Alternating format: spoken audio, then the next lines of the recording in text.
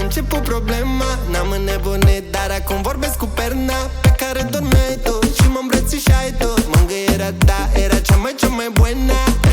Ne-am iubit atâtea primăveri, mi-amintesc totul parcă a fost ieri, ziua în care ne-am promis iubirea și am simțit ce înseamnă fericirea. Lipsa ta nu mă omoară, nu mă face mai puternic. Mi-ai zis că mai stai o seară. Să nu mă lași, cu inima rănită te-aș ruga. Să nu mă lași, o zi fără îmbrățișarea ta. Să nu mă lași, că viața mea ar fi o noapte grea.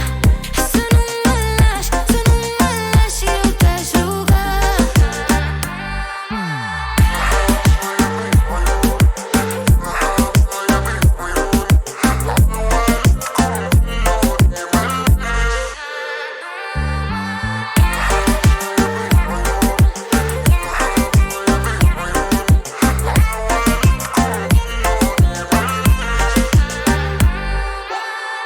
Mă tot întreabă lumea ce fac și cum de încă nu te-am uitat. Ce să le zic, ce să le zic, oricum nu înțeleg, e ceea ce simt și nu pot să amintesc odihna.